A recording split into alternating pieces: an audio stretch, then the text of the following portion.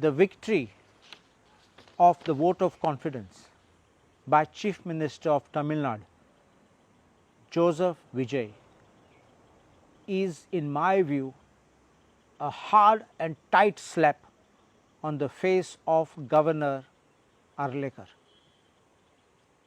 Personally, I believed that Governor Arlekar would have stood up to constitutional principles, and I feel with great respect to the constitutional post he holds that he let down that independence and frame of mind with which he should have taken a decision. Anybody may say the legal view that you show the numbers, but the governor always by precedence calls the leader of the single largest party to form the government, and the numbers is to be tested on the floor of the house. The numbers is not a parade in the Raj Bhavan. Even here, I remember in an interview, Governor Arlekar was saying, I don't want them to parade before me, but I want to be satisfied they have the number. That satisfaction is not for you to see. It was for your responsibility to call the leader of the single largest party to form the government. And despite having numbers almost crossing the majority line, Vijay was being denied the opportunity of being administered oath of office and secrecy, and then going to prove his majority.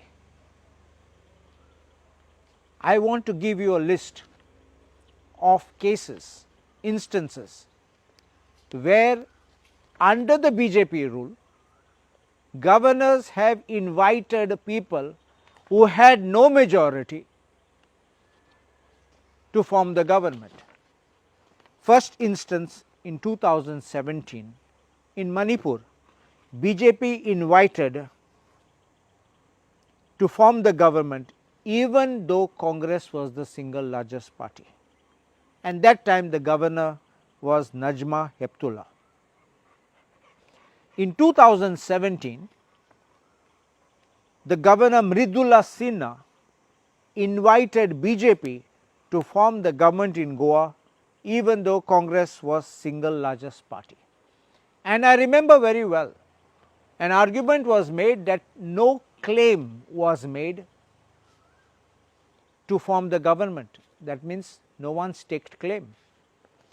In this case, Vijay moved fast and staked claim, but that was forgotten. All that what happened was ignored. In 2018, Governor Vajubhai Wala invited B.S. Yediyurappa to form the government despite no clear majority in Karnataka. And in Maharashtra, in 2019, Governor Bhagat Singh Koshyari invited BJP and NCP, that was Devendra Fadnavis and Ajit Pawar, in an early morning ceremony without firm numbers to form the government. It is another matter that the government had to resign before the floor test, but this is what exactly has happened. The victory of the Chief Minister far beyond that majority line is what is the resounding slap on these people who proclaim that they uphold the constitution and constitutional values, and it is a lesson to the BJP that every force will unite to make sure that the BJP is kept out of power in as much as they use official machinery and the forces behind the scenes to ensure that non-BJP rule is not being allowed across the country. It is also quite curious that one candidate who lost an election, and his name is Periya Karupan of the DMK, who lost election, strangely filed a petition before the Tamil Nadu High Court, challenging the election of Srinivasa Setupati, a TVK MLA, saying that his counting of the ballots were not correct.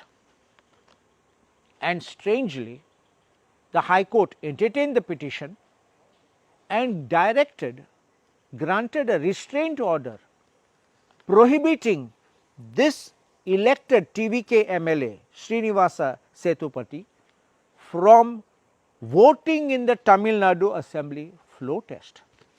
Imagine, the government at that time was on nail's edge, and definitely every number, every vote counted. And despite the fact that the High Court in its order said that these matters are to be decided by an election petition, entertained the writ petition and granted an interim order, while at the same time saying that he is not dislodging the MLA from office. Of course, that MLA immediately approached the Supreme Court, and this morning the Supreme Court got shocked by reading that order, and one of the judges even said that this is atrocious, this kind of an order. It stayed the order and stayed also the proceedings before the High Court. So, this is a lesson for the BJP to learn that manipulation will not work always. You may do every trick in the book. You can bring out all your agencies from ED to CBI to income tax, everybody who is in your pocket will be brought out to threaten one or the other, but your game will not last forever. There is a full stop, and it begins here.